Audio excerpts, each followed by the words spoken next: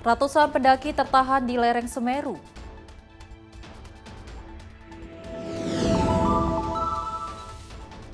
Waka BGN bantah ada polisi aktif di BGN.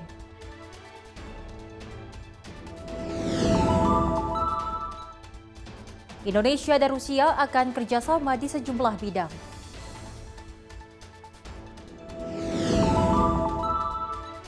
Defisit APBN capai 479,7 triliun rupiah, Purbaya masih aman.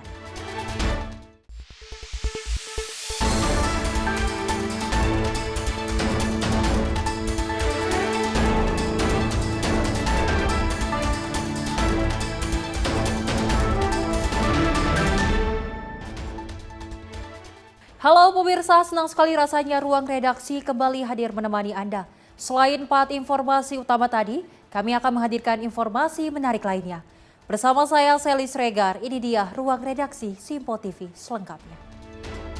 Dan pemirsa, kita awali informasinya di mana pasca erupsi Gunung Semeru, sebagian besar pengungsi akibat erupsi Gunung Semeru, Jawa Timur pada Kamis 20 November 2025 berangsur kembali ke rumahnya masing-masing. Sementara itu, sebanyak 187 orang pendaki yang sebelumnya dilaporkan terjebak di jalur Ranu Kumbolo telah berhasil turun dengan selamat. Berdasarkan data yang dihimpun oleh Pusat Pengendalian Operasi Badan Nasional Penanggulangan Bencana hingga Kamis 20 November pukul 19.30 waktu Indonesia Barat, terdapat 9 lokasi pengungsian yang telah didirikan di beberapa tempat dengan total pengungsi mencapai 1.116 jiwa. Meski sebagian besar sudah berangsur kembali ke rumah, namun pemerintah daerah melalui BPBD Provinsi Jawa Timur dan BPBD Kabupaten Lumajang beserta unsur terkait termasuk BNPB terus berupaya memenuhi kebutuhan besar pengungsi yang masih memilih bertahan di pos pengungsian. Sebanyak 187 orang pendaki yang sebelumnya dilaporkan terjebak di jalur Ranu Kumbolo telah berhasil turun dengan selamat, seiring dengan wilayah tersebut dinyatakan aman tidak terlintasi awan panas. Setelah melakukan koordinasi dengan sejumlah pihak, BNPB akan terus mendampingi penanganan darurat pemerintah daerah pasca erupsinya Gunung Merapi. Setelah melakukan koordinasi dengan sejumlah pihak, BNPB akan terus mendampingi penanganan darurat pemerintah daerah pasca erupsinya Gunung Semeru. Saat ini, penanganan darurat di lokasi terdampak terfokus pada pembersihan material dan debu dan lumpur. Selain itu, petugas juga telah membuka akses lalu lintas dari Lumajang menuju Malang melalui Geladak Perak setelah pembersihan debu dilakukan. Hal ini dilakukan guna mengurai kemacetan yang ditimbulkan akibat penutupan akses jalan. Tim redaksi Simpo TV melaporkan. Erupsi Gunung Semeru di Kabupaten Lumajang, Jawa Timur menimbulkan dampak signifikan pada Kamis 20 November 2025. BPBD Jawa Timur mencatat sebanyak 200 rumah terdampak dan 21 diantaranya mengalami kerusakan parah. Area yang paling parah terdampak ada di Dusun Sumbersari, Desa Supiturang, Kecamatan Pronojiwo. Kepala Pelaksana BPBD Jawa Timur Gatot Subroto menjelaskan petugas masih melakukan pembersihan material vulkanik yang menumpuk di permukiman warga. Ia menegaskan total 200 rumah terdata terdampak dengan 21 diantaranya rusak parah. Sementara itu kondisi pengungsian terlihat sepi pada siang hari. Banyak warga memilih kembali ke rumah untuk melihat kondisi tempat tinggal dan menyelamatkan barang yang masih bisa diambil. Namun pada malam hari tempat pengungsian kembali dipadati warga. BPBD Jawa Timur menghimbau masyarakat untuk tetap waspada terhadap potensi aktivitas vulkanik susulan. Kalecia, tim redaksi Simpo TV, melaporkan. Pemirsa, 187 pendaki, pemandu, porter, dan petugas yang terjebak di Ranu Kumbolo dalam kondisi selamat saat Gunung Semeru alami erupsi pada Rabu sore lalu.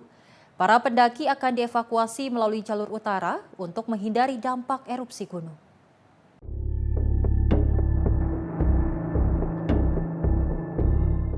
Hal tersebut disampaikan oleh Kepala Balai Besar Taman Nasional Bromo Tengger Semeru, Rudianta Cahya Nugraha, bahwa para pendaki sejumlah 129 beserta petugas, pemandu, dan porter, dengan total semua 187 orang yang berada di Ranu Kumbolo sejak sore kemarin, dalam kondisi selamat semua. Para pendaki yang berada di Ranu Kumbolo masih berada dalam lokasi aman saat Gunung Semeru mengalami erupsi pada Rabu sore. Pasalnya dampak letusan Semeru menuju ke arah selatan, sedangkan Ranu Kumbolo berada di posisi utara Gunung Semeru. Seluruh pendaki, pemandu, porter, dan petugas akan dievakuasi melalui jalur utara. Saat ini pendakian ke Ranu Kumbolo ditutup hingga batas waktu tidak ditentukan atau menunggu kondisi aman. sehubungan dengan informasi yang disampaikan oleh Pusat Vulkanologi dan Mitigasi Bencana Geologi bahwa aktivitas Gunung Semeru dinyatakan pada status 4 sejak pukul 5 kemarin. Kami, Balai Besar Taman Nasional Bromo Tengger Semeru, menutup kegiatan pendakian hingga Ranukumbolo sampai kondisi dinyatakan aman. Saat ini para pendaki yang telah berada di Ranukumbolo sejak sore kemarin, sejumlah 129 pendaki, beserta dengan pemandu, petugas dan porter hingga total berjumlah 187 orang dalam kondisi aman. Material erupsi bergerak ke arah selatan hingga tenggara, sedangkan posisi Ranukumbolo berada di sebelah utara, sehingga tidak terdampak secara langsung erupsi. Mempertimbangkan cuaca sore kemarin yang hujan dan kondisi yang hampir mulai gelap, diputuskan para pendaki baru akan turun hari ini, didampingi dengan petugas dan para pemandu dari PPGST yang akan mengawal dan memastikan semua pendaki sampai kembali ke Ranupane hingga sore nanti. Sebagai informasi tambahan, bagi para pengunjung yang telah memesan tiket pendakian ke Ranukumbolo, kami akan melakukan penjadwalan ulang dan mekanismenya akan diinformasikan lebih lanjut.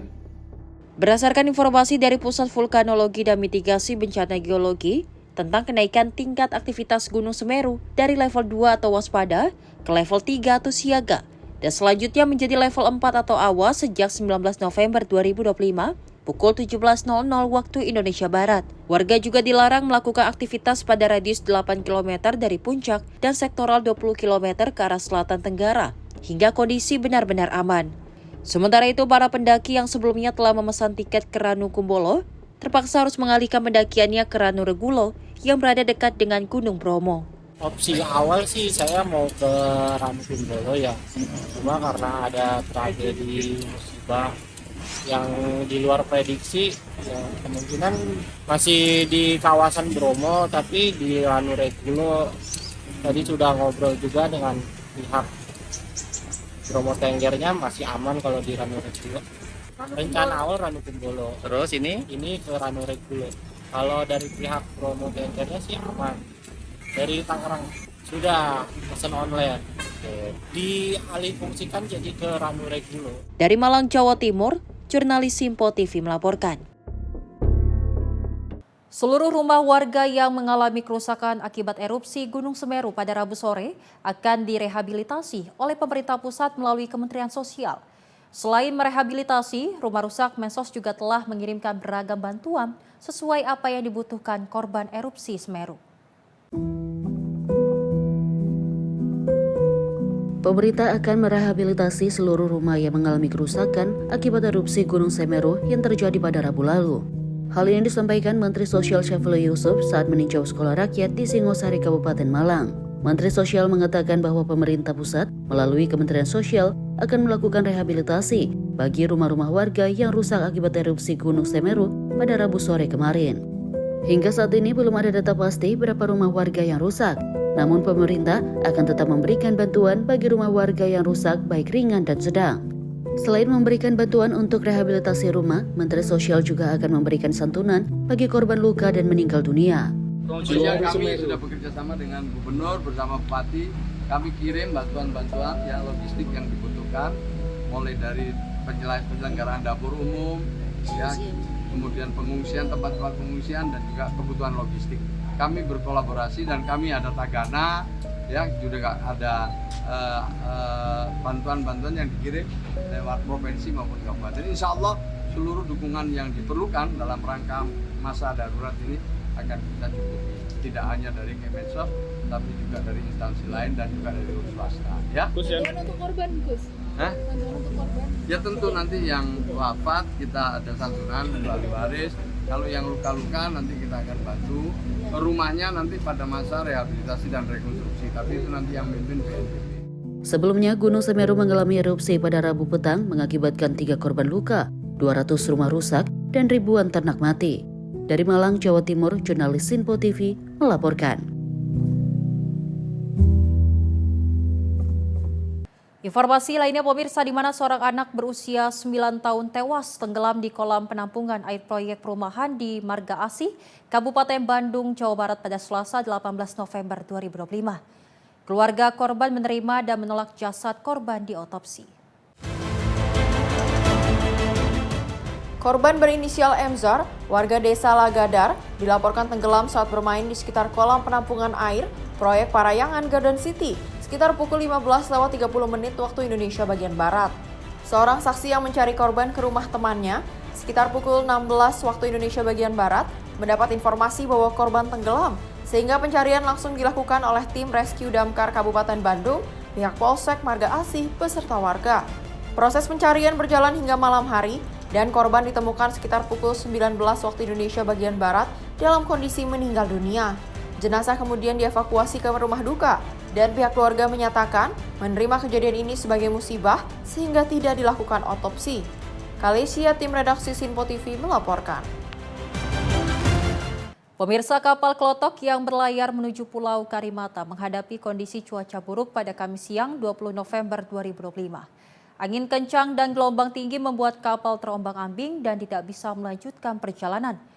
Kru dan penumpang terpaksa bertahan di tengah laut selama sekitar 4 jam. Dalam laporan penumpang terlihat kapal berupaya menjaga keseimbangan di tengah gelombang yang terus menghantam. Kondisi cuaca yang tiba-tiba menumpuk membuat perjalanan terhenti sementara. Demi menjaga stabilitas kapal, kru bersama penumpang terpaksa membuang sebagian barang bawaan. Tindakan ini diambil untuk mengurangi beban kapal agar tidak mudah terbalik di tengah gelombang tinggi. Setelah berjuang menghadapi cuaca ekstrim, kapal beserta seluruh penumpang dan krunya akhirnya berhasil tiba di tujuan dengan selamat. Kalecia, tim redaksi Sinpo TV melaporkan. Momen menegangkan terjadi di Jalan Sisingamaraja dekat Bundaran Senayan, Jakarta Pusat pada Kamis siang 20 November 2025. Sebatang pohon berukuran besar tiba-tiba tumbang dan menimpa sebuah mobil yang sedang melintas. Insiden terjadi saat cuaca cerah tanpa hujan atau angin kencang. Dalam rekaman warga terlihat pohon berukuran besar di pinggir jalan tiba-tiba runtuh ke arah badan jalan. Sebuah mobil yang sedang melaju terkena hempasan dan tertimpa di bagian depan. Warga sekitar menyebutkan tidak ada tanda-tanda cuaca ekstrim sebelum pohon tersebut roboh. Beruntung insiden ini tidak menimbulkan korban jiwa. Peristiwa ini menjadi pengingat agar pengendara lebih waspada saat melintas di bawah pohon-pohon besar. Kalecia, tim redaksi Sinpo TV melaporkan. Seorang pria menjadi korban pembacokan oleh sekelompok pemuda di Jalan Semangka Koja, Jakarta Utara pada Rabu malam 19 November 2025. Peristiwa tersebut terjadi secara cepat dan membuat warga di sekitar lokasi panik. Beginilah aksi sekelompok pemuda bersenjata tajam di Jalan Semangka Koja, Jakarta Utara pada Rabu malam 19 November 2025. Dengan menggunakan celurit, mereka menyerang seorang pria di dalam kios. Tidak ada seorang pun yang terlihat berani melerai aksi pembacokan sekelompok pemuda tersebut. Mereka terus menyerang dan kemudian melarikan diri setelah membacok korban. Dengan berlumuran darah di tangan, korban kemudian keluar berupaya meminta pertolongan warga yang ramai di pinggir jalan. Namun usaha korban sia-sia karena para pelaku lebih dulu kabur saat korban keluar mengejar. Menurut informasi ada 4 pemuda yang diduga terlibat dalam aksi kekerasan tersebut. Warga sekitar yang melihat kejadian tersebut mengaku terkejut dan panik melihat aksi brutal yang terjadi secara tiba-tiba. Hingga saat ini, motif pelaku belum diketahui. Ulia Haifanisa, tim redaksi Sinpo TV, melaporkan. Sementara itu, pemirsa, aksi percobaan perampasan terjadi di kawasan Jalan Haji Basir, Pondok Kacang Timur, Pondok Aren, Tangerang Selatan pada Kamis 20 November 2025. Sekelompok remaja bersenjata tajam berusaha merampas telepon genggam milik seorang warga yang sedang duduk di sebuah warung. Beruntung aksi tersebut gagal, namun pelaku berhasil melarikan diri. Aksi percobaan perampasan telepon genggam milik warga oleh sekelompok pemuda bermotor terjadi sekitar pukul 3.00 waktu Indonesia Barat di Jalan Haji Basir, Pondok Kacang Timur, Pondok Aren, Tangerang Selatan. Menurut keterangan saksi, korban saat itu sedang duduk di warung ketika sekelompok remaja menggunakan 2 sepeda motor mendatangi lokasi. Salah satu pelaku turun dari motor kemudian mengacungkan senjata tajam ke arah korban dan berusaha merampas telepon genggam yang sedang digunakan. Namun usaha pelaku gagal sehingga mereka segera kabur meninggalkan TKP. Peristiwa perampasan bukan kali ini terjadi. Masyarakat harus lebih waspada ketika berada di jalan agar barang berharga tidak berpindah tangan. Mutiara Aina Putri, tim redaksi Sinpo TV, melaporkan.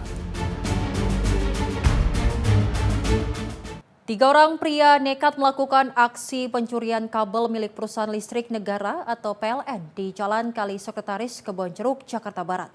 Aksinya pun kepergok warga dan ketiga pelaku langsung melarikan diri.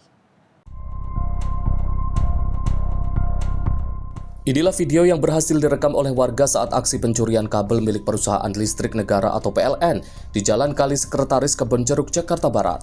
Tampak salah satu pelaku tengah memotong jalur kabel yang melintang di atas jembatan aliran kali. Kondisi jalan yang sepi membuat pelaku leluasa melakukan aksi pencuriannya. Selain itu, dirinya juga mengatakan bahwa petugas PLN sendiri bersama pihak kepolisian sudah mendatangi lokasi kejadian untuk mengkonfirmasi peristiwa tersebut. Iya, yang saya tahu waktu saya datang itu kan kita buka lapak 7:30. Itu udah rame di sini, jatan ras dari Kapolres Jakarta Barat juga ada.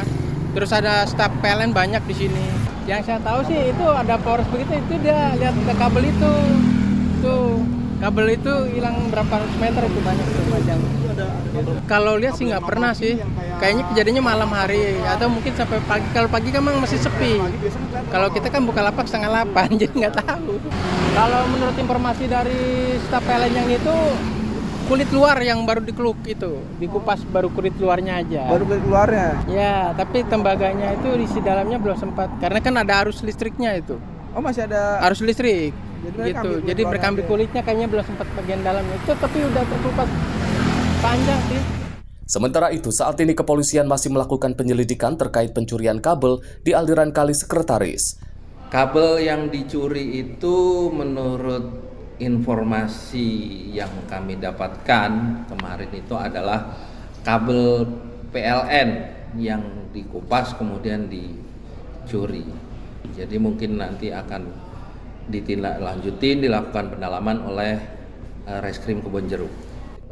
Untuk mengambil gulungan, jadi pada saat dikupas, menurut informasi yang kami dapatkan kemarin, pada saat mengambil kemudian ada warga, dia pergi. Jadi untuk kabelnya tersebut masih tertinggal. Kasusnya pun kini ditangani Polsek Kebonjeruk. Tim redaksi Sinpo TV melaporkan. Aksi pencurian sepeda motor terjadi di Jalan Raya Pancaraya, Serdang, Kemayoran, Jakarta Pusat pada Rabu 19 November 2025. Aksi pencurian terekam kamera pengawas CCTV. Berdasarkan rekaman CCTV, terlihat 4 orang pelaku datang dan segera menyasar satu unit motor Honda PCX berwarna merah yang terparkir di lokasi. Seorang pelaku mendorong motor hasil curian, sementara yang lain mengawasi situasi di sekitar titik kejadian. Setelah motor berhasil dihidupkan, para pelaku langsung melarikan diri meninggalkan area permukiman. Sayangnya tidak ada rekaman CCTV yang menunjukkan posisi motor saat terparkir dan dicuri para pelaku. Ulia Haifanisa, tim redaksi Sinpo TV, melaporkan. Pemirsa, informasi menarik lainnya akan kami hadirkan usai jeda. Tetap bersama kami di Ruang Redaksi.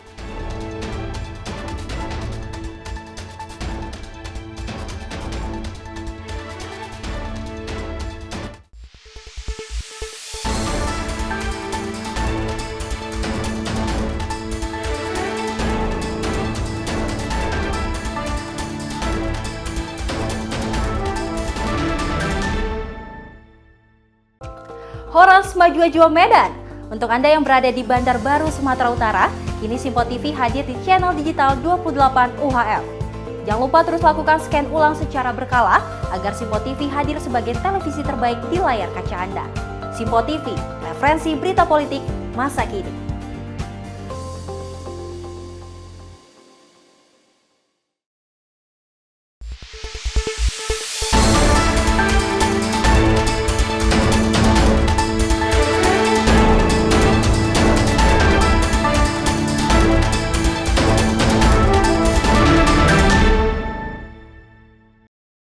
Terima kasih pemirsa Anda masih menyaksikan Ruang Redaksi. Informasi kita lanjutkan, di mana Wakil Kepala Badan Gizi Nasional, Nanik S. Deyang, meluruskan isu mengenai keberadaan polisi aktif yang masih menduduki jabatan strategis di lembaganya.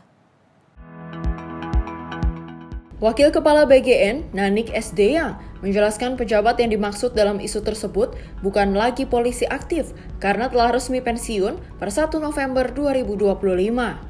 Ia menegaskan bahwa BGN mematuhi seluruh ketentuan perundang-undangan terkait pengisian jabatan sipil. Emang di BGN ada? Pak Soni udah pensiun.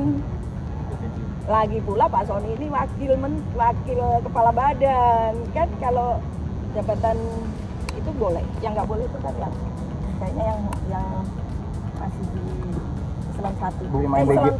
Eselon 1 ya, ke bawah gitu kalau yang Pak Soni tapi sudah pensiun ya, 1 November sudah pensiun. Sebagaimana diketahui, ketentuan mengenai penempatan anggota Polri dalam jabatan di luar institusi kepolisian telah diatur dalam UU Nomor 2 Tahun 2002 tentang Kepolisian Negara Republik Indonesia. Pasal 28 ayat 3 menyatakan bahwa anggota Polri hanya dapat menduduki jabatan di luar kepolisian apabila yang bersangkutan telah mengundurkan diri atau memasuki masa pensiun dari dinas kepolisian. Dari Jakarta, Dio Malau, Sinpo TV melaporkan. Menteri Pekerjaan Umum Dodi Hanggodo melakukan peninjauan langsung terhadap prototipe dapur di Kebumen, Jawa Tengah. Fasilitas berstandar tinggi ini akan menjadi model utama untuk replikasi pembangunan 222 dapur BGN serupa di berbagai wilayah prioritas di Indonesia. Menteri Pekerjaan Umum Dodi Hanggodo meninjau langsung selesainya pembangunan dan fasilitas Satuan Pelayanan Pemenuhan Gizi atau SPPG atau Dapur MBG di Kebumen pada Kamis 20 November 2025. SPPG Kebumen ini dilengkapi area penerimaan bahan baku, gudang kering dan basah, ruang cuci, area persiapan dan memasak, ruang penyajian, ruang distribusi, serta cold storage. Prototipe dapur ini menjadi model utama yang dapat direplikasi untuk dapur BGN di berbagai wilayah dengan standar kualitas setara dapur hotel bintang 5 sesuai arahan Presiden Prabowo. Dalam peninjauan tersebut, Menteri Dodi menegaskan prototipe SPPG Kebumen menjadi salah satu terobosan penting dalam penyediaan layanan gizi masyarakat. Prototipe dapur di Kebumen ini nantinya akan menjadi standar bagi pembangunan 222 dapur BGN yang akan direplikasi secara nasional, terutama di wilayah prioritas. Prototipe SPPG BGN yang kita kerjakan dari PU itu juga sesuai dengan instruksi Pak Presiden agar dapur itu berkualitas bintang 5. Jadi kayak ada genset lah, ada pengolahan air limbah dan seterusnya. Itu juga prototipe nanti yang kita pakai untuk 222 dapur APBN yang BGN minta tolong kita bangunkan, terutama di wilayah yang 3T ya, keluar.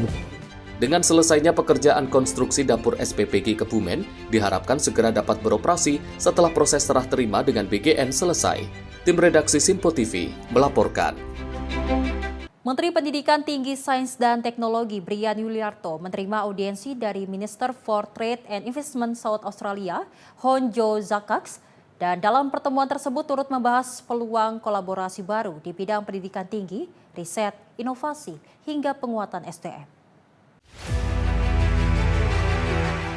Kementerian Pendidikan Tinggi, Sains dan Teknologi membuka peluang untuk mengembangkan kerjasama riset inovasi, pendidikan tinggi, dan perluasan jejaring kemitraan institusi pendidikan dengan Australia Selatan. Hal tersebut menjadi pembahasan dalam pertemuan antara Menteri Pendidikan Tinggi, Sains dan Teknologi Brian Yuliarto bersama Minister for Trade and Investment South Australia, Honjo Zakax, di Jakarta pada Kamis 20 November 2025. Mendikti Saintek menyampaikan bahwa Indonesia dan Australia memiliki hubungan kerjasama yang sangat erat, terutama pada sektor pendidikan dan penelitian.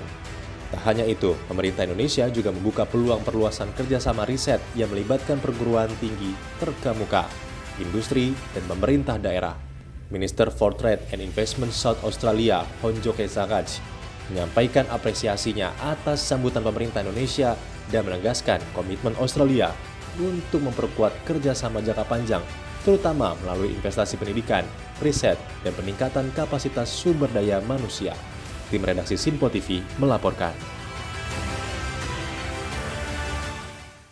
Melalui Direktorat Bina Kepercayaan Terhadap Tuhan Yang Maha Esa dan Masyarakat Adat, Kementerian Kebudayaan menggelar Jambore Pemuda Adat Kawasan Gunung Batur 2025.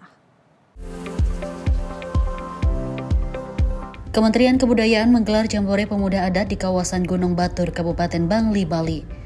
Kegiatan ini digelar untuk memperkuat pemuda Bali sebagai garda terdepan dalam menjaga nilai budaya, ketahanan bangsa, serta menjaga tantangan pelestarian kebudayaan.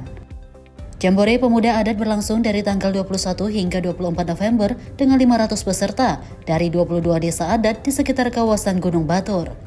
Dibuka oleh Wakil Menteri Kebudayaan Giring Ganesa, para peserta diminta memanfaatkan momentum penting ini, khususnya bagi pemuda adat sebagai penjaga warisan budaya dan lingkungan. Peran pemuda adat begitu vital dalam ekosistem pemajuan kebudayaan karena mereka adalah garda terdepan keberlanjutan nilai-nilai dan tradisi budaya serta penjaga ketahanan bangsa. Kita menyadari bahwa tantangan pelestarian budaya tidak mudah. Dalam konteks Bali, ancaman perubahan gaya hidup yang semakin masif yang dibawa oleh arus pariwisata serta gempuran teknologi menambah kompleks permasalahan yang dihadapi masyarakat. Namun, saya yakin dengan nilai-nilai dan tradisi budaya Bali yang begitu kuat, para pemuda adat dapat menghadapi segala ancaman dan tantangan perubahan budaya. Secara global, Bali dikenal memesona akan alam dan budayanya. Kawasan kaki Gunung Batur, tempat pelaksanaan kegiatan Jambore Pemuda Adat juga telah ditetapkan sebagai Global Geopark oleh UNESCO. Torehan Provinsi Bali sebagai provinsi dengan indeks pembangunan kebudayaan IPK tertinggi dalam 2 tahun terakhir tidaklah lahir begitu saja. Ini adalah hasil dari sinergi pelestarian alam dan budaya yang sudah berlangsung selama ratusan tahun, bahkan berabad-abad silam, yang telah menyatu dalam hidup masyarakat adat di Bali. Sementara itu, Staf Khusus Menteri Kebudayaan Bidang Sejarah dan Pelindungan Warisan Budaya, Basuki Teguh Yuwono mengatakan, melalui kegiatan Jambore, pemuda ada didorong untuk mengonsolidasikan gagasan, memperkuat solidaritas, serta membangun kepemimpinan berdasarkan nilai leluhur. Berbagai kegiatan yang diikuti para peserta yakni penguatan kapasitas dan pertukaran pengetahuan budaya, seperti ritual adat sebagai ruang sakral pendidikan nilai dan simbol keberlanjutan budaya antar generasi. Kementerian Kebudayaan memiliki komitmen dan serius dalam upaya mendorong pemajuan dari masyarakat adat. Oleh karena itu, penyelenggaraan kegiatan Jambore Pemuda Adat ini menjadi salah satu langkah strategis untuk mendorong pemajuan dari kebudayaan masyarakat adat, sehingga pemerintah harus berperan aktif dan secara proporsional mendorong berbagai kegiatan yang ada di dalamnya. Kegiatan ini juga sangat menarik karena berbagai aspek yang mendorong tentang ekosistem, kemudian makna nilai, dan tentunya juga kaitannya dengan berbagai penyelenggaraan upacara adat istiadat yang terus tumbuh berkembang dan dapat dipertahankan dalam masyarakat yang ada di Batur. Penutupan kegiatan ini nantinya akan ditutup langsung oleh Menteri Kebudayaan Fadly John pada tanggal 24 November 2025 mendatang. Dari Bali, jurnalis Sinpo TV melaporkan. Pemirsa, Menteri Kehutanan Raja Juli Antoni meresmikan pilot bioetanol aren di lingkungan Pertamina Geothermal Energi atau Kamojang.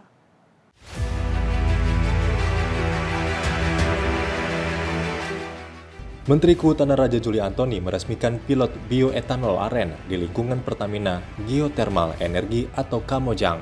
Peresmian ini menjadi tonggak penting dalam upaya mempercepat pembangunan bioenergi hijau berbasis aren, sejalan dengan agenda transisi energi Presiden Prabowo Subianto. Menteri Kehutanan Raja Juli Antoni menegaskan bahwa pilot ini bukan sekedar proyek teknis, melainkan bukti bahwa kekayaan hutan Indonesia mampu menjadi energi bersih yang bernilai ekonomi tinggi bagi masyarakat. Keunggulan aren sendiri telah menjadi perhatian sejak lama oleh Presiden Prabowo Subianto, sehingga diharapkan menjadi ketahanan energi yang perlu diwujudkan dengan kerjasama seluruh pihak. Aren adalah salah satu komoditas paling potensial untuk menopang kebutuhan bioetanol nasional, sebab aren juga dapat tumbuh baik di hutan yang mampu hidup di lereng dan tidak cocok untuk tanaman lain, sehingga masyarakat akan memiliki insentif kuat menjaga tutupan hutan dan mencegah alih fungsi lahan. Di acara ini, Menhub juga melakukan pengisian bahan bakar dengan kandungan bioetanol aren ke mobil yang telah disiapkan dan langsung mencoba mengendarai mobil yang telah berisi bioetanol aren tersebut.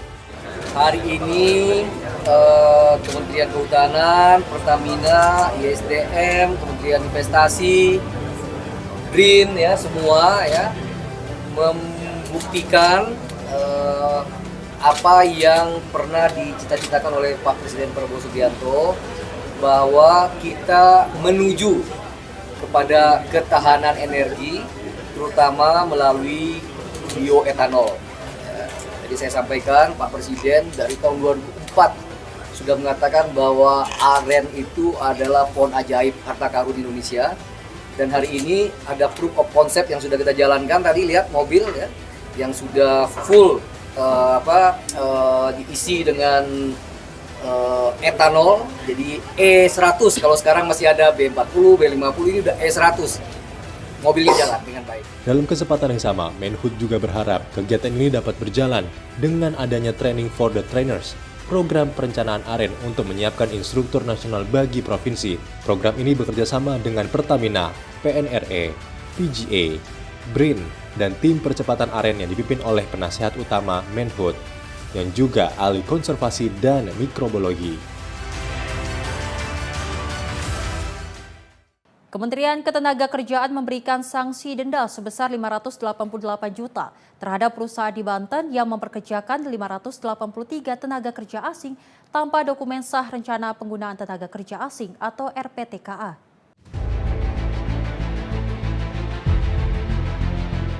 Kemnaker memberikan sanksi denda sebesar 588 juta rupiah terhadap perusahaan di Banten yang memperkerjakan 583 tenaga kerja asing tanpa dokumen sah rencana penggunaan tenaga kerja asing atau RPTKA.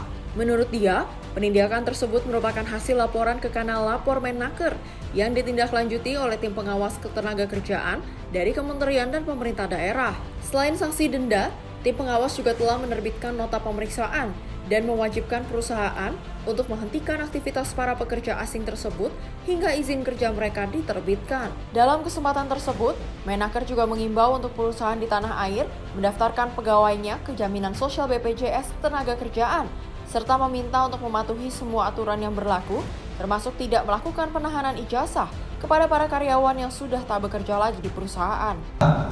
Ya, kan memang sudah ada surat edaran ya, dan kita meminta dukungan dari para kepala daerah.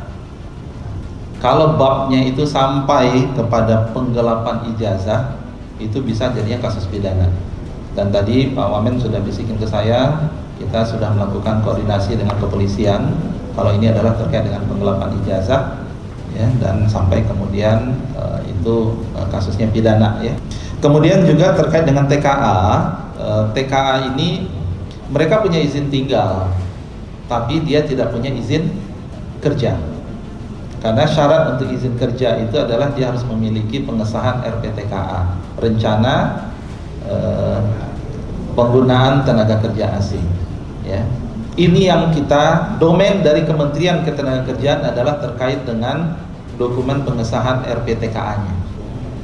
Yang kasus yang tadi kami sebutkan itu adalah perusahaan di mana tadi?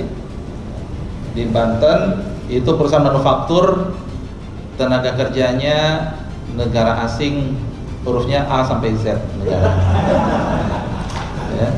Ya, enggak kerja asing. Kita tidak ada diskriminasi, siapapun warga negara asing dia harus memiliki RPTKA tanpa perlu saya menyebutkan negaranya. Menaker Yasirli menyampaikan bahwa masyarakat kini bisa melaporkan gaji yang tidak sesuai hingga pemutusan hubungan kerja kepada pemerintah lewat kanal lapor Menaker. Dari Jakarta, Dio Malau, Sinpo TV melaporkan. Sementara itu, pemirsa, dalam rangka memperkuat kapasitas sineas muda dan memperluas akses distribusi serta promosi karya film di dalam dan luar negeri, Kementerian Ekonomi Kreatif menyelenggarakan rangkaian program akselerasi kreatif subsektor film, bootcamp distribusi dan promosi film di Jakarta.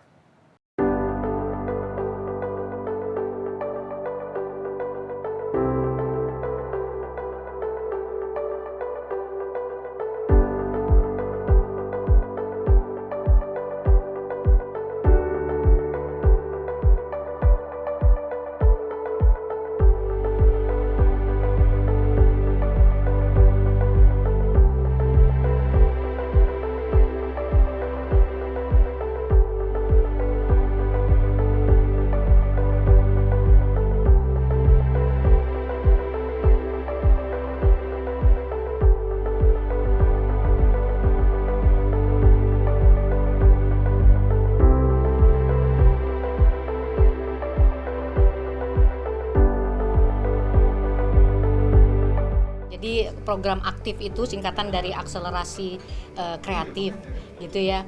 Nah ini tujuannya adalah sebenarnya scale up gitu lah. Jadi talenta-talenta yang udah bisa kita scale up supaya jadi kita nggak mendidik dari nol ke bisa, tapi dari bisa menjadi scale up. Untuk ngapain? Untuk bisa bersaing gitu ya. Jadi bisa mengkomersialisasi produknya untuk menjadi penghasilan dari kreativitasnya.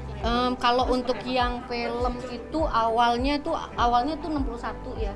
61 yang mendaftar, terus kemudian ada 35 yang sekarang ikut gitu ya. Terus kemudian yang animasi juga more or less sama gitu ya. Nah, itu kurasinya ada berbagai tahapan sih gitu ya. Di awal tuh kita ada kemudian menetapkan dari kita saring dulu dari open call terus abis itu kita lihat mana yang kira-kira bisa memenuhi kriteria yang kita tetapkan. Nah, soal kriterianya yang mana gitu kan yang ini ada beberapa kriteria sih, tapi tadi intinya adalah kita lihat dari yang sudah punya produk gimana untuk dipasarkan gitu. Jadi kita bukakan distribusi dan komersialisasinya.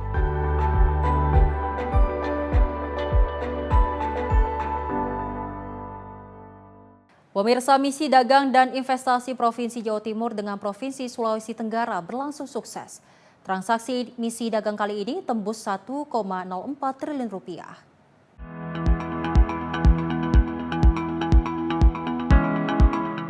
Transaksi misi dagang dan investasi pemerintah Provinsi Jawa Timur dengan pemerintah Provinsi Sulawesi Tenggara di Kendari menembus 1,48 triliun. Nilai transaksi tersebut meningkat 690% atau 915,45 miliar dibanding capaian misi dagang Jawa Timur Sulawesi Tenggara pada 2022 senilai 132,55 miliar. Perdagangan ini menunjukkan rantai pasok antar provinsi yang saling melengkapi, di mana kebutuhan bahan baku dan produk hilir dapat terpenuhi secara efisien di antara kedua daerah. Dengan misi dagang tersebut, Kofifa berharap bahwa antara Jawa Timur dan Sulawesi Tenggara dapat tumbuh, berkembang, dan maju bersama. Pertemuan seperti ini menjadikan pertemuan yang memiliki mutual understanding. Tidak ada di antara kita yang merasa bahwa kita paling maju, kita paling di depan, tidak. Kita bersama-sama belajar, bersama-sama menyiapkan ikhtiar. Harapan kita tumbuh bersama. Harapan kita berkembang bersama. Harapan kita maju bersama. Kebersamaan ini menjadi bagian penting bahwa no one left behind. Kerjasama ini juga menjadi perekat sinergi yang memperkokoh ketahanan ekonomi antar wilayah dan membuka peluang investasi baru. Tim redaksi Sinpo TV melaporkan. Lembaga Penyiaran Publik Radio Republik Indonesia menggelar RRI Awards 2025 untuk pertama kalinya dalam rangka memberi apresiasi atas kolaborasi komunikasi publik dan pemerintah. Penghargaan tersebut merupakan apresiasi bagi pemerintah daerah yang aktif menghadirkan ruang informasi publik yang berkualitas, akurat, dan berdampak.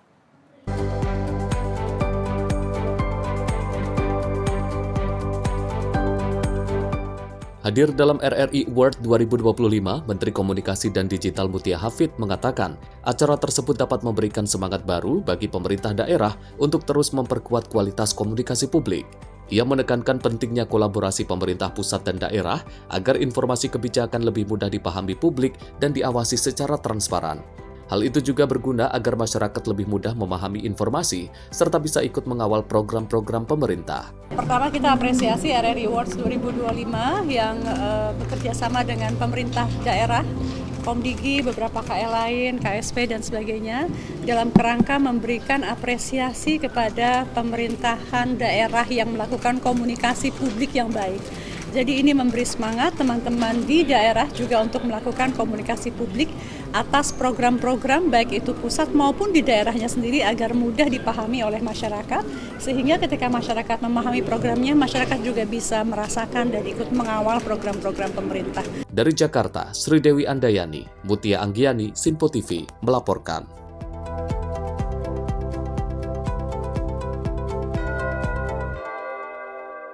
Pemirsa, informasi menarik lainnya akan kami hadirkan usai jeda. Tetap bersama kami di Ruang Redaksi.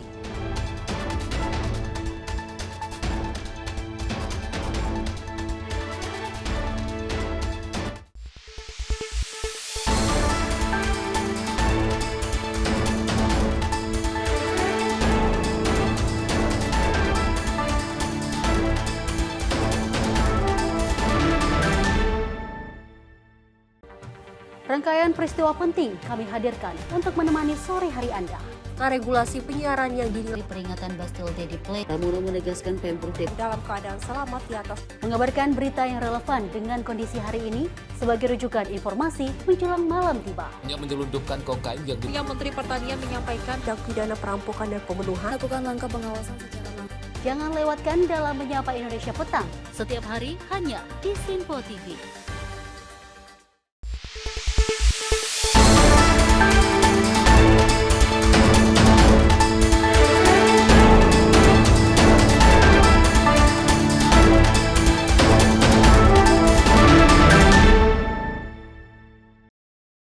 Masih bersama kami pemirsa dalam ruang redaksi Simpo TV, di mana polisi Rio de Janeiro menggelar penggerbekan di sebuah sekolah yang diduga menjadi markas persembunyian geng kriminal Komando Vermelho dan menangkap sedikitnya 16 terduga anggota geng.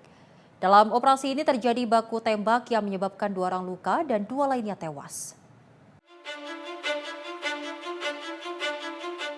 Polisi sipil dan militer Rio de Janeiro menggerebek sebuah sekolah di Villa Kennedy pada Rabu 19 November 2025 pagi waktu setempat yang diduga menjadi tempat persembunyian atau bunker geng Komando Vermelho untuk menghindari aparat keamanan. Rekaman menunjukkan petugas memeriksa ruangan sekolah dan menyita 2 senapan, 1 pistol, serta narkoba dalam jumlah besar.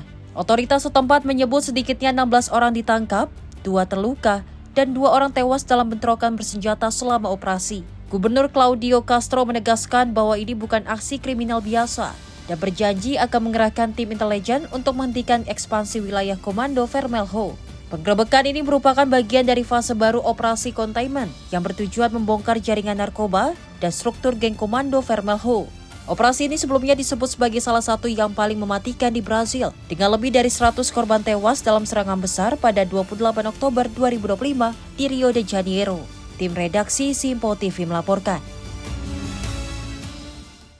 Menteri Investasi dan Hilirisasi Rosan Roslani mengungkapkan isi pembicaraan Presiden Prabowo Subianto dengan Dubes Rusia untuk Indonesia dan sejumlah petinggi Sistema Group di Istana Negara Jakarta Pusat pada Kamis siang.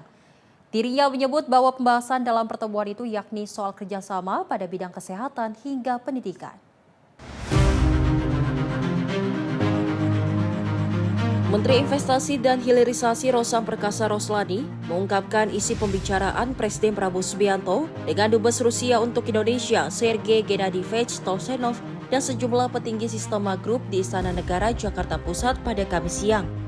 Dalam pertemuan itu, Rosan mengatakan mereka membahas kerjasama pada bidang kesehatan hingga pendidikan.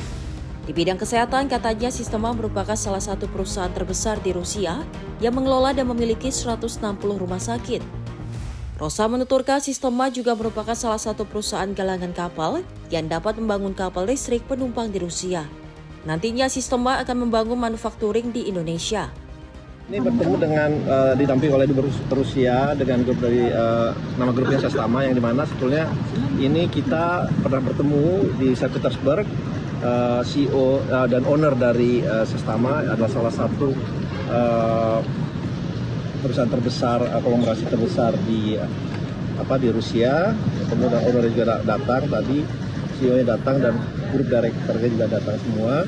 Melanjuti pertemuan yang di St. Petersburg pada bulan Juni Juli ya, kurang lebih. Dan setelah itu kita bertemu untuk memfollow up beberapa kerjasama yang dimana yang pertama adalah di bidang kesehatan, healthcare, dan sebenarnya ini sudah dilakukan pertemuan dari grup Sistema karena mereka adalah selain pengelola rumah sakit terbesar di Rusia, mereka memiliki rumah sakit juga sampai 160, kemudian mereka juga perusahaan paten dan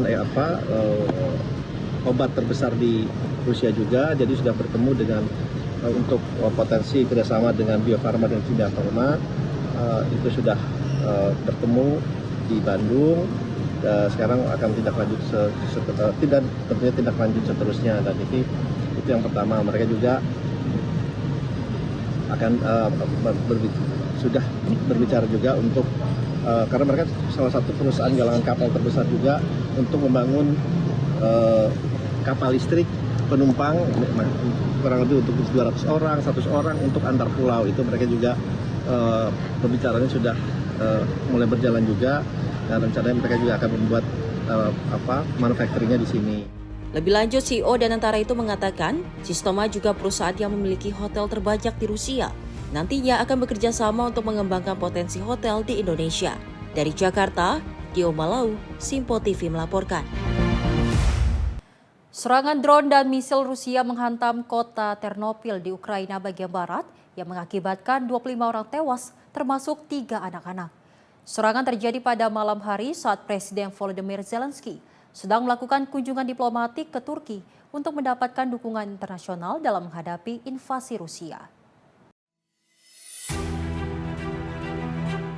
Otoritas Ukraina menyatakan serangan tersebut mengenai 2 blok apartemen 9 lantai di Ternopil, sekitar 200 km dari perbatasan Polandia. Menteri Dalam Negeri Ihor Klimenko menyebut 73 orang terluka, termasuk 15 anak, sebanyak 19 korban termasuk anak-anak usia 5, 7, dan 16 tahun, dilaporkan tewas terbakar hidup-hidup. Sementara 20 orang masih belum ditemukan. Ukraina menyebut Rusia meluncurkan 476 drone dan decoy serta 48 misil dari berbagai tipe dalam serangan semalam. 47 diantaranya merupakan misil cruise. Zelensky menyatakan bahwa setiap serangan terhadap kehidupan sehari-hari menunjukkan bahwa tekanan terhadap Rusia masih belum cukup. Setelah serangan tersebut, Zelensky menemui Presiden Turki Recep Tayyip Erdogan di Ankara untuk mendorong dukungan diplomatik dan meningkatkan tekanan internasional terhadap Presiden Rusia Vladimir Putin. Kedua pemimpin menyatakan komitmen untuk mencari penyelesaian damai dengan Turki menjadi broker kunci di kawasan Laut Hitam. Zelensky juga menyebut adanya sinyal dari Amerika Serikat terkait perang, meski tanpa merincikannya sanksi baru Washington terhadap industri minyak Rusia. Di saat bersamaan, pejabat Amerika Serikat termasuk Army Secretary dan Driscoll berada di Ukraina untuk melakukan pembicaraan terkait upaya perdamaian. Pejabat Ukraina mengkonfirmasi pertemuan di Kiev, meski tidak menyebutkan detail negosiasi. Tim redaksi Simpo TV melaporkan. Pemirsa, 5 turis asing ditemukan meninggal dunia di Taman Nasional Torres del Paine di Chili. Tim gabungan militer dan penyelamat berhasil mengevakuasi jasad para korban pada Rabu 19 November 2025. Sementara 4 orang yang sempat dilaporkan hilang telah ditemukan selamat. Angkatan Udara Chili pada Rabu 19 November berhasil mengevakuasi 5 turis asing yang meninggal di Taman Nasional Torres del Paine setelah badai parah menerjang wilayah tersebut pada Senin 17 November 2025. Rekaman memperlihatkan helikopter Bell 412 mendarat di detasmen lapis baja nomor 5 Lakenos di Puerto Natales, tempat para prajurit dan tim penyelamat mengkoordinasikan operasi pencarian. Helikopter dari Aviation Group nomor 6 itu lepas landas pada pukul 11.00 waktu setempat dari Pangkalan Udara Cabunco di Punta Arenas. Para korban terdiri atas 2 warga negara Meksiko, 2 warga Jerman, dan seorang perempuan berkewarganegaraan Inggris. Mereka terperangkap dalam badai salju dengan angin kuat secara tiba-tiba saat melakukan trekking di kawasan gumpalan Torres del Paine. Delegasi presidensial Magallanes Jose Antonio Ruiz menegaskan bahwa 4 orang yang sebelumnya dilaporkan hilang sudah ditemukan dalam keadaan selamat. Hingga saat ini tidak ada laporan kehilangan tambahan. Tim redaksi Simpo TV melaporkan. Rekaman yang diambil pada Rabu 19 November 2025 menunjukkan serangan udara Israel di sebuah rumah di desa Suhur, selatan Lebanon. Beberapa saat setelah warga menerima peringatan evakuasi. Ledakan terlihat dalam video dengan kepulan asap yang menjulang dari lokasi. Sementara warga dan siswa sekolah dievakuasi dari Suhur, Srifa, dan sekitarnya. Pasukan Israel mengeluarkan peringatan darurat pada Rabu 19 November 2025, mengharuskan warga mengosongkan beberapa gedung di desa Deir Kiva dan Suhur, mengacu pada target yang diduga merupakan infrastruktur Hezbollah. Dalam pernyataan yang diposting di X, tentara Israel menyebut serangan tersebut merespon upaya terlarang Hezbollah untuk membangun kembali kegiatan mereka di wilayah tersebut. Media lokal Lebanon melaporkan siswa sekolah dan warga dievakuasi sebagai tindakan pencegahan di Suhur, Srifa, dan daerah sekitar wilayah Tire. Sejak berlakunya gencatan senjata antara Israel dan Hezbollah pada 27 November 2024, Israel telah melakukan beberapa serangan di wilayah Lebanon. Tim redaksi Simpo TV melaporkan. Dalam suasana perayaan Thanksgiving, Ibu Negara Melania Trump dan Ibu Wakil Presiden Yuza Vance mengunjungi Korps Marinir Amerika Serikat di Camp Lejeune, North Carolina. Keduanya memberikan penghormatan atas pengorbanan para prajurit dan keluarga mereka yang disebut sebagai kekuatan senyap bangsa. Kunjungan tersebut menjadi perjalanan pertama Melania Trump dan Usha Vance di luar Washington sejak menjabat, di mana mereka disambut sekitar 1.600 marinir dan keluarga di Marine Corps Air Station New River. Melania Trump menyampaikan bahwa bangsa terus mengingat dan menghargai pengabdian mereka, terutama saat liburan. Dalam pidatonya, Melania menekankan pentingnya teknologi terkait artificial intelligence bagi pertahanan, menyebut bahwa AI akan mengubah perang lebih dalam dari teknologi manapun sejak senjata nuklir. Ia juga mengatakan peran manusia dalam operasi militer sedang bergeser dari operator menuju pengawas. Trump dan Vance juga mengenang peringatan 250 tahun Korps Marinir. Usha Vance menyebut keluarga militer sebagai teladan bagi bangsa. Dalam kunjungan ke sekolah di Camp Lejeune, keduanya berdiskusi dengan para pelajar tentang AI, menyaksikan proyek penelitian siswa, dan membantu anak-anak kecil membuat kerajinan turkey dari kertas karton dan lem. 4 siswi menunjukkan cara mereka memanfaatkan AI untuk membuat video penelitian terkait dampak media elektronik terhadap tidur, kesehatan remaja, serta pengaruh kecanduan media sosial terhadap citra diri. Keduanya juga mengunjungi ruang kelas TK dan kelas 1 di Delalio Elementary School. Melania terlihat menyapa seorang anak perempuan dengan pujian beautiful yang mengenakan pita patriotik, tanda salah satu orang tuanya sedang bertugas. Tim redaksi Sinpo TV melaporkan. Sementara itu, pemirsa, Presiden Donald Trump menegaskan bahwa mengizinkan imigran terampil masuk ke Amerika Serikat adalah bagian dari visi Make America Great Again, meski mengaku mendapat kritik dari sebagian pendukung garis kerasnya. Dalam pidato di hadapan para eksekutif bisnis, Trump menyebut tenaga ahli sangat dibutuhkan untuk melatih bekerja dalam negeri di pabrik teknologi tinggi. Trump menyampaikan pernyataan tersebut dalam acara US Saudi Investment Forum yang ia hadiri bersama putra mahkota Saudi, Mohammed bin Salman. Menurutnya, mengizinkan imigran terampil masuk tidak bertentangan dengan prinsip politiknya dan justru akan menguntungkan pekerja Amerika dalam jangka panjang. Pernyataannya muncul setelah perdebatan dengan pembawa acara Fox News Laura Ingraham yang menolak gagasan memperbanyak pekerja asing. Kritik dari sebagian pendukung yang menolak perluasan visa terampil bergulir di media sosial. Namun Trump kembali menegaskan para pengkritiknya sangat pintar dan patriot luar biasa, namun tidak memahami bahwa rakyat butuh diajari. Trump juga menyampaikan bahwa industri teknologi canggih yang memproduksi komputer, ponsel, dan misil membutuhkan keterampilan khusus yang tidak dapat dipenuhi secara instan. Tim redaksi Sinpo TV melaporkan. Informasi lainnya, pemirsa, di mana aksi pencurian mobil box milik salah satu perusahaan ekspedisi di Jalan Letda Sujono, Medan, Sumatera Utara terekam kamera CCTV. Salah satu pelaku diketahui merupakan mantan karyawan perusahaan jasa pengiriman barang yang dipecat karena narkoba.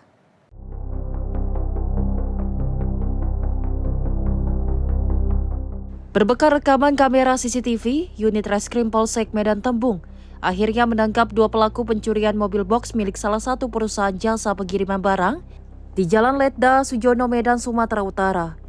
Kedua pelaku masing-masing berinisial TSS dan inisial UB ditangkap petugas pada 17 November lalu di kediaman mereka masing-masing di Jalan Letda Sujono, Gang Idris, Medan Tembung, Sumatera Utara. Sempat terjadi perlawanan saat proses penangkapan tersangka dari kediamannya. Sejumlah keluarga berusaha menghalangi dan melempari petugas dengan batu. Kapolsek Medan Tembung Kompol Rastarigan pada Rabu sore mengatakan, peristiwa pencurian tersebut terjadi pada 21 Oktober lalu. Aksi kedua pelaku terekam kamera CCTV dan viral di media sosial.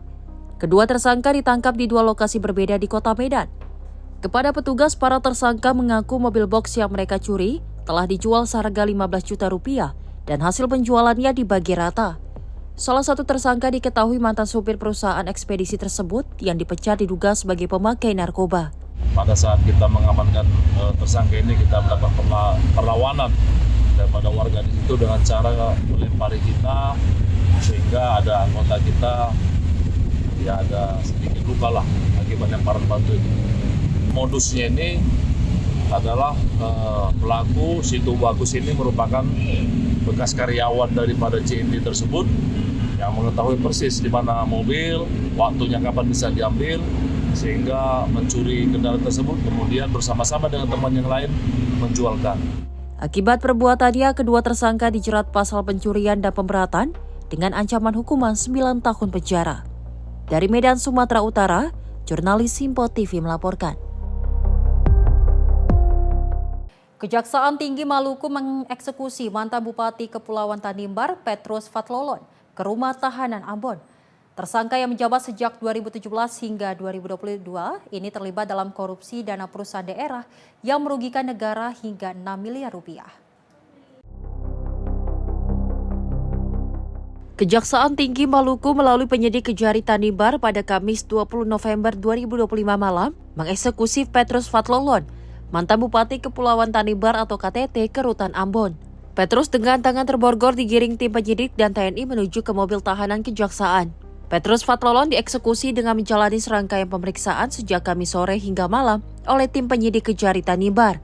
Dalam penyidikan, Petrus Fatlolon yang menjabat Bupati sejak 2017 sampai 2022 ditetapkan sebagai tersangka dalam dugaan tindak pidana korupsi penyalahgunaan keuangan negara terkait penyertaan modal pemerintah daerah kepada PT Tanimbar Energi yang bersumber dari APBD tahun anggaran 2020 sampai dengan 2022. Penetapan sebagai tersangka dilakukan setelah tim penyidik memastikan terpenuhnya 2 alat bukti yang sah melalui pemeriksaan 57 saksi, analisis terhadap 98 dokumen dan data terkait penyitaan barang bukti elektronik, serta pendalaman keterangan sejumlah ahli, termasuk ahli penghitungan kerugian keuangan negara.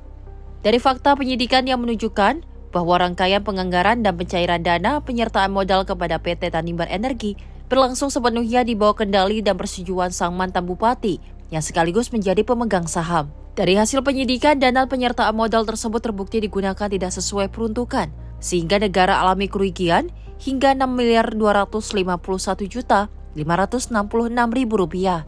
Hasil penyidikan atas dugaan tindak pidana korupsi penyalahgunaan keuangan negara terkait penyertaan dana modal pemerintah daerah Kabupaten Kepulauan Tanimbar kepada PT Tanimbar Energi yang bersumber dari APBD tahun anggaran 2020 sampai dengan 2022.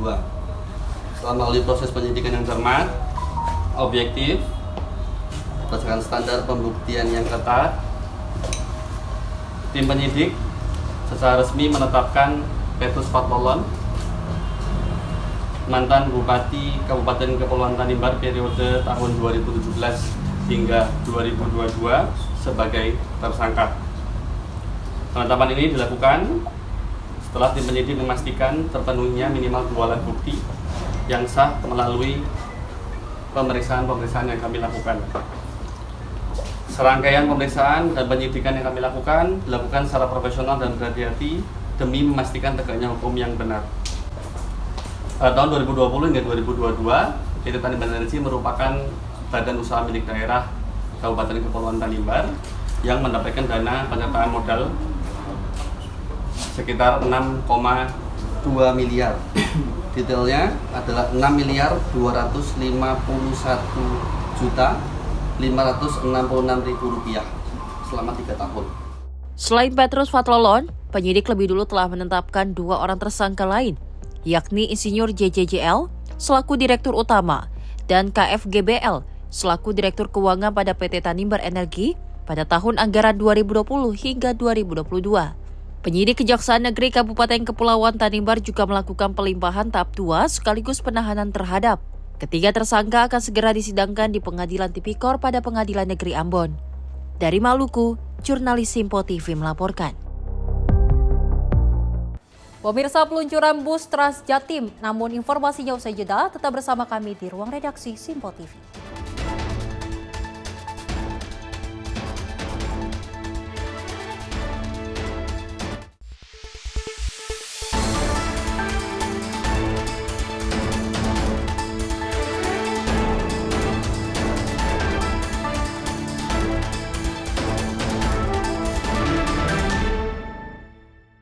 Apa saja peristiwa terhangatnya akan menemani Anda di waktu istirahat siang? Penting dengan Perdana Menteri Malaysia Anwar Ibrahim. Polisi menyita barang bukti satuan beroperasi di Terminal 1B. Ia menyebut GBN bukan sekedar pameran. Beragam isu dan kejadian yang sedang menjadi sorotan kami sajikan secara aktual dan terpilih. Dan Wakil Ketua DPR RI Dasko ke masyarakat. Sebelumnya semua portal secara serentak. Jangan lewatkan Menyapa Indonesia Siang setiap Senin hingga Jumat hanya di Simpo TV.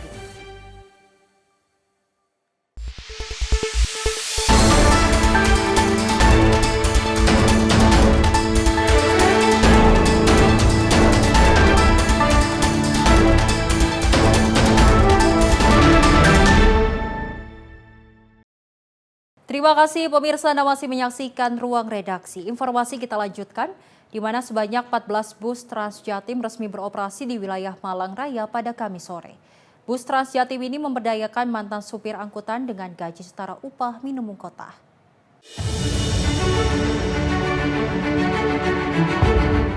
Bus Transjatim ini akan melayani rute Kota Malang, Kabupaten Malang hingga Kota Batu. Rute ini merupakan koridor ke-8 setelah 7 koridor Transjatim sudah beroperasi sebelumnya. Bus Transjatim ini dilengkapi dengan fitur keamanan seperti CCTV dan sistem pemantauan untuk mencegah tindak kejahatan. Transjatim Koridor 8 ini diresmikan langsung Gubernur Jawa Timur, Kofifa Indar Parawansa. Menurutnya, dengan adanya bus Transjatim dapat mendukung konektivitas 3 wilayah Malang Raya. Selain itu, masyarakat Malang Raya juga mendapat armada transportasi modern dengan tarif yang murah. Mudah-mudahan niat kita untuk membangun koneksitas, keadilan, dan pemerataan mobilitas masyarakat ini bisa kita capai dengan berbagai inovasi-inovasi digital IT. Terima kasih Pak Ibrahim, Kepala BI Jawa Timur, matur nuwun rawuhnya, dan 3 Kepala Daerah Malang Raya. Terima kasih Pak Wali Kota Malang, terima kasih Pak Bupati Malang, dan terima kasih Pak Wali Kota Batu. Saya tadi menyampaikan dari daerah Jawa memang direncanakan 3 koridor di Malang Raya ini. Ini kita mohon doa peluncuran koridor pertama, koneksitas yang kita bangun adalah pada titik-titik strategis yang menghubungkan dari Kota Malang, Kabupaten Malang, dan Batu. Tentu harapannya masyarakat makin merasa aman. Para sopir bus Transjatim Koridor 8 ini memberdayakan para mantan sopir angkot. Mereka pun menyambut positif keputusan ini, lantaran sebelumnya mereka mendapat penghasilan tidak tetap. Sementara menjadi sopir bus Transjatim, mereka mendapat gaji bulanan setara UMK. Alhamdulillah, untuk kedepannya kita berterima kasih kepada pemerintah Wali Kota Malang, dan untuk juga Provinsi Jawa Timur mengangkat derajat supir angkot menjadi supir bus Transjatim, dan mudah-mudahan sukses untuk kedepannya. Berarti nggak ada penolakan dari angkot ya Pak ya? Nggak ada, jadi nggak ada gesekan sama sekali, semua menerima. Mengikuti dari pemerintahan UMR Mas, bulan. Gaji tetap ya Pak ya? Kita harus bersyukur dan berterima kasih kepada pemerintah Kota Malang dan Provinsi Jawa Timur. Tarif bus Transjatim ini dipatok Rp5.000 per orang dari Terminal Kota Malang hingga Terminal Kota Batu. Sementara untuk pelajar hanya dipatok Rp2.500 per orang. Dari Malang, Jawa Timur, jurnalis Simpo TV melaporkan. PT MRT Jakarta menyampaikan permohonan maafnya atas ketidaknyamanan yang dialami para pelanggan akibat gangguan operasional yang terjadi pada Kamis pagi. Gangguan tersebut terjadi akibat pohon tumbang pada area transisi rute dari stasiun ASEAN yang menyebabkan kerusakan struktur serta layanan operasional kereta MRT. Layanan MRT Jakarta mendadak terganggu pada Kamis pagi setelah insiden di jalur sehingga mengakibatkan seluruh operasional terhenti. Gangguan itu terjadi akibat pohon tumbang pada area transisi rute dari stasiun ASEAN yang menyebabkan kerusakan struktur serta layanan operasional kereta MRT. Namun pihak MRT telah menyampaikan permohonan maaf serta berkomitmen proses penanganan telah dilakukan demi keselamatan para pelanggan. Sebagai langkah pemulihan layanan, MRT Jakarta sementara menjalankan skema rute perjalanan terbatas, yakni pengoperasian layanan dari stasiun Blok M BCA hingga stasiun Lebak Bulus dengan menggunakan 4 rangkaian kereta. Assalamualaikum warahmatullahi wabarakatuh. Salam sejahtera untuk kita semua. PT MRT Jakarta Persroda menyampaikan permohonan maaf atas ketidaknyamanan yang dialami para pelanggan terkait dengan gangguan operasional yang terjadi pada pukul 10:26 waktu Indonesia Barat. Gangguan ini disebabkan oleh pohon tumbang pada rute transisi dari stasiun Senayan Mastercard menuju stasiun ASEAN yang berdampak pada kerusakan struktur di lintasan dan juga gangguan jaringan listrik yang menyebabkan layanan operasional kereta terhenti. Pada saat kejadian, terdapat 5 rangkaian kereta yang berhenti di stasiun dan 3 rangkaian lainnya berada di jalur. Tim operasional dan teknis MRT Jakarta telah melakukan penanganan sejak kejadian berlangsung, di mana kami telah berhasil mengevakuasi 524 pelanggan sesuai dengan prosedur. Hal ini tentunya sejalan dengan komitmen MRT Jakarta untuk selalu mengutamakan keselamatan para penumpang. Sebagai langkah pemulihan layanan, MRT Jakarta telah mengoperasikan rute perjalanan terbatas dari stasiun Blok M BCA hingga stasiun Lebak Bulus dan juga sebaliknya. Kami merekomendasikan masyarakat untuk menggunakan pilihan transportasi lainnya di rute stasiun Bundaran HI Bank Jakarta hingga stasiun Blok M BCA. Informasi perkembangan penanganan dan pemulihan layanan akan kami sampaikan secara berkala melalui kanal informasi resmi MRT Jakarta. Saya mewakili MRT Jakarta sekali lagi mengucapkan permohonan maaf atas kejadian ini dan terima kasih atas bantuan semua pihak dalam penanganan kejadian ini. Dari Jakarta, Farizal, Sinpo TV melaporkan. Dari Menteri Keuangan Purbaya Yudi Sadewa melaporkan anggaran pendapatan dan belanja negara sentuh 479,7 triliun atau setara 2,02% dari produk domestik bruto per Oktober 2025. Purbaya mengungkapkan pendapatan negara mencapai 2.113,3 triliun atau 73,7% terhadap outlook. Sementara pembelanjaan negara telah mencapai 2.593 triliun atau 73,5%. Pembelanjaan didorong untuk program prioritas pemerintah.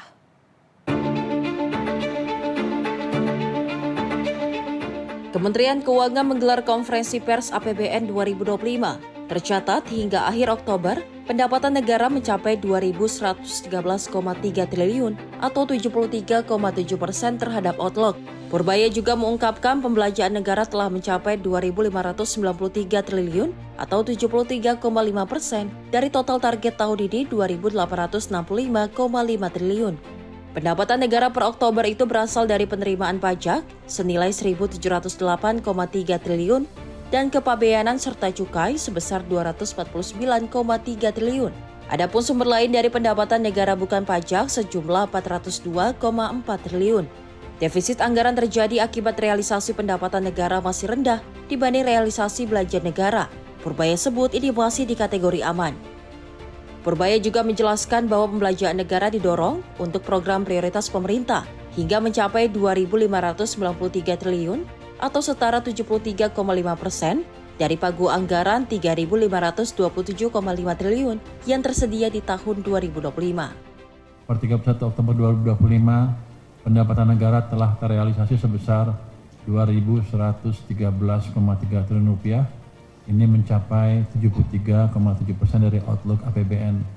Kinerja ini didorong oleh penerimaan pajak sebesar 1.708,3 triliun rupiah atau 71,6% dari outlook, dan penerimaan negara bukan pajak atau PNBP sebesar 402,4 triliun atau 84,3% dari outlook.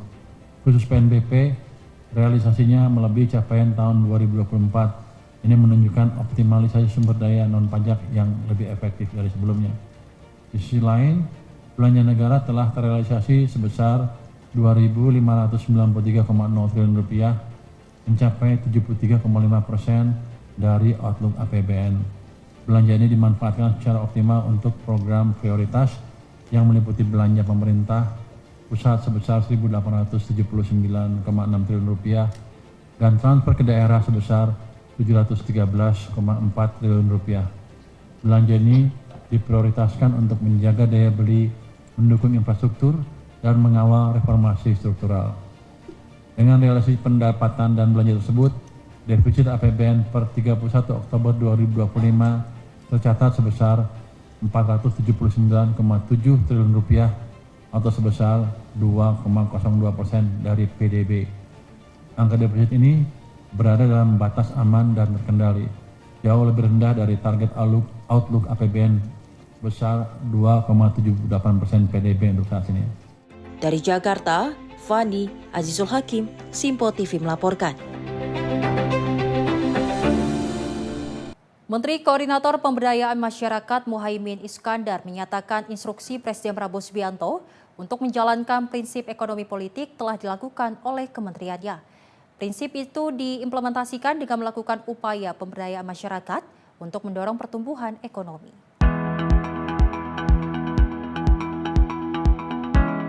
Menko Muhaimin Iskandar mengatakan, melalui pemberdayaan masyarakat, ekonomi tak hanya didorong untuk lebih cepat, melainkan juga dapat dirasakan oleh seluruh masyarakat.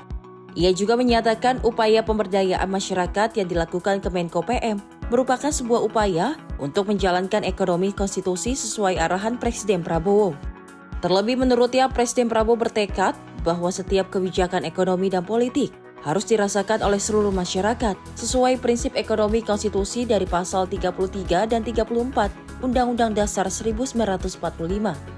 Beberapa paket kerja pemerintah, misalnya pemberdayaan masyarakat, mendorong evaluasi sistem pendidikan vokasi, menciptakan kapasitas baru, skill baru, vokasi yang tumbuh untuk menjadi adaptif terhadap kebutuhan pasar global dan kebutuhan kompetisi di tingkat global. Itulah model-model cara baru dan arah baru itu mutlak supaya pertumbuhan ekonomi itu benar-benar dirasakan.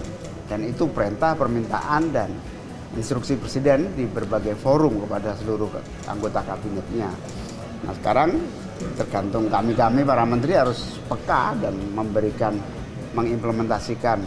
Nah salah satu yang paling menarik adalah agar visi ekonomi yang dibangun oleh pemerintah adalah visi ekonomi pemberdayaan.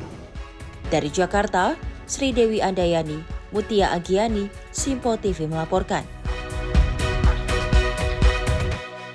Dari Kementerian Kehutanan bersama TNI menggelar operasi gabungan dengan melakukan penertiban terhadap aktivitas tambang emas ilegal di kawasan Taman Nasional Gunung Halimun Salak, Cisolok, Kabupaten Sukabumi, Jawa Barat. Dalam operasi ini petugas berhasil menutup puluhan lubang galian yang diduga menjadi tempat operasional penambangan emas. Hal ini dilakukan guna mencegah terjadinya longsor di musim hujan. Sebanyak 88 lubang tambang emas ilegal di kawasan Taman Nasional Gunung Halimun Salak di Desa Sukarabe, Kecamatan Cisolok, Kabupaten Sukabumi, ditertibkan Kementerian Kehutanan melalui Direktorat Jenderal Penegakan Hukum Kehutanan bersama dengan TNI. Dalam operasi tersebut, selain menutup 88 lubang galian tambang, petugas juga menyegel penambangan emas tanpa izin atau PETI di sekitar kawasan Taman Nasional Gunung Halimun Salak untuk mencegah aktivitas penambangan ilegal kembali terjadi. Operasi ini juga berkesinambungan dalam upaya penertiban kawasan hulu daerah sungai guna mencegah risiko bencana longsor dan banjir, terlebih kini telah memasuki musim penghujan.